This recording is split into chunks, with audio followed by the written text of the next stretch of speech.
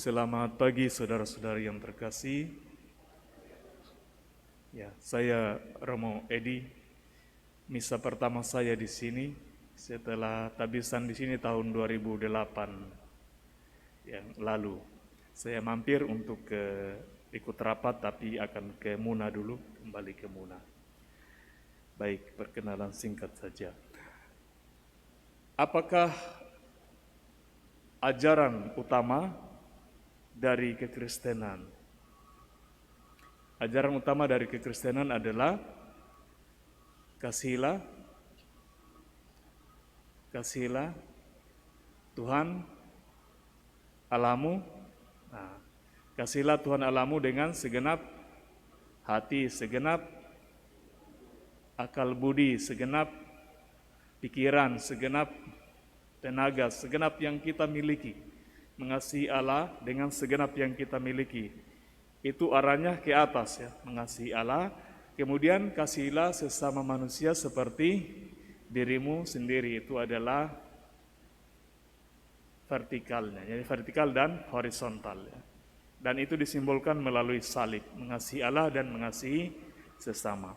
Inilah yang menjadi inti ajaran dari Taurat Musa atau Perjanjian Lama. Mengasihi Allah dan sesama. Yesus datang untuk menyempurnakan Perjanjian Lama. Artinya bahwa di dalam diri Yesus ajaran ini terpenuhi. Dalam diri Yesus itu kasih kepada Allah menjadi sempurna. Dan dalam diri Yesus kasih kepada sesama menjadi sempurna. Dengan memberikan dirinya untuk tugas itu. Untuk keselamatan manusia dan untuk memuliakan Allah. Dalam diri Yesus. Nah, untuk menyelesaikan tugas yang mulia ini, mengasihi Allah dan sesama, Yesus memiliki strategi dalam hidupnya. Kita dengarkan misalnya, Yesus kadang-kadang harus menyingkir dari orang banyak. Kadang-kadang harus pindah ke kota lain supaya tidak dikejar-kejar lalu kemudian dibunuh sebelum tugasnya selesai. Itu sebuah strategi dari Yesus. Sehingga kemudian Yesus dapat menyelesaikan tugasnya ini sampai kesudahannya menurut yang tertulis dalam kitab suci. Dan bacaan Injil yang kita dengarkan pada hari ini adalah bagian dari strategi Yesus. Dengan kata lain, Yesus menggunakan segala kebijaksanaannya untuk melihat situasi, untuk melihat kondisi, agar dapat pada akhirnya memberikan diri sepenuhnya untuk tugasnya itu, memberikan hidupnya untuk Allah, untuk penebusan dosa manusia. Dalam bacaan Injil yang kita dengarkan tadi, ada banyak orang mengikuti dia. Dia menyembuhkan mereka, mengusir roh-roh jahat. Bahkan roh-roh jahat kemudian mengenali Yesus. Ketika mereka berhadapan dengan Yesus, mereka berteriak-teriak. Roh jahat yang mengenali Yesus, mereka tersungkur dan berteriak-teriak. Tetapi Yesus mengatakan apa? Apa yang dikatakan Yesus dalam bacaan Injil tadi, ada yang masih ingat? Jangan beritahukan kepada siapapun. Bahkan pada roh jahat Yesus memerintahkan, kamu diam dulu. Jangan memberitahukan kepada siapapun. Yesus memerintahkan roh jahat untuk diam, tetap. Karena Yesus harus menyelesaikan tugasnya, harus menyelesaikan misinya. Jangan sampai sebelum saatnya Yesus sudah dibunuh. Karena Yesus menjalani sebuah rencana yang ada tertulis dalam Perjanjian Lama. Segala sesuatu ada waktunya, dari kelahirannya sampai pada kematiannya. Semuanya itu tertulis.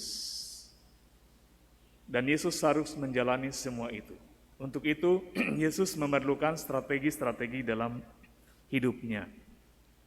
Saudara-saudari yang terkasih, kita juga diingatkan bahwa kita memerlukan strategi dalam hidup ini.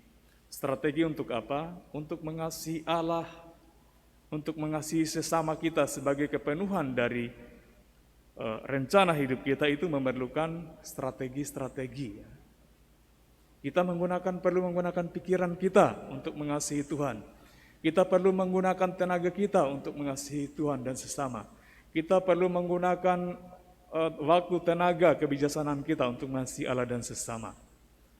Dan ini kadang-kadang menjadi sebuah teguran di mana orang itu mengikuti Tuhan atau mengikuti Yesus, atau sebagai orang Kristen menjadi orang dengan istilahnya seperti kuda bendi ya. Pernah lihat kuda bendi? Ya, kuda bendi itu ditutupi kiri kanannya supaya tidak melihat ke kiri dan ke kanan. Dia hanya melihat jalan saja ya. Hanya melihat jalan saja, satu arah, one way ya. Kadang-kadang kita menjadi orang Kristen yang seperti itu. Kita hanya melihat satu jalan, pokoknya harus begini, pokoknya harus begini, pokoknya harus begini. Sementara Yesus mengajarkan kita pakai itu pikiran, pakai semua kebijaksanaan untuk melihat semua kondisi, bagaimanakah caranya kita bisa melaksanakan tugas kita sebagai orang Kristen di zaman kini ya. Karena itu sekarang kita dibantu dengan banyak hal ya. Ulasan kitab suci, kemudian analisa sosial masyarakat yang melihat kondisi di sekitar kita supaya kita dapat menjalankan misi kita juga secara pribadi dan bersama-sama dengan gereja dengan sukses dan tuntas. Untuk itu, saudara-saudari yang terkasih, tidak ada jalan lain selain setiap hari kita berkomunikasi dengan Tuhan. Berkomunikasi dengan Tuhan. Karena dalam kehidupan kita itu kadang-kadang kita mengandalkan diri sendiri, kekuatan sendiri, seolah-olah kita ini hebat, kuat. Tapi dalam bacaan Injil tadi dikatakan bahwa setan itu tersungkur, setan itu lari terbirit-birit ketika mengenali Yesus. Itulah pentingnya setiap hari kita dekat dengan Yesus. Kita mampu mengalahkan kesulitan-kesulitan, godaan-godaan, pekerjaan-pekerjaan setan, bukan karena kekuatan kita, tapi karena setan melihat Yesus dalam diri kita. Yesus dalam rencana-rencana kita, Yesus dalam strategi-strategi kita, ada Yesus di sana. Sehingga kemudian pekerjaan-pekerjaan kegelapan itu dapat terusir. Maka saudara-saudari yang terkasih, mari kita lanjutkan perayaan Ekaristi ini, kita persembahkan kemuritan kita untuk mengikuti Yesus, agar setiap hari semakin lama menjadi orang Kristen, kita semakin menjadi orang yang bijaksana. Menjadi orang yang bijaksana. Ada Yesus di dalam hati kita dan ada strategi-strategi dalam hidup kita. Kita menjadi orang yang semakin bijaksana dalam hidup ini. Bekerja sama dengan Roh Tuhan untuk mencari pilihan-pilihan terbaik yang kita perlu ambil agar Kristus dimenangkan dalam kehidupan dan pekerjaan-pekerjaan kita. Mari kita lanjutkan dengan persiapan persembahan.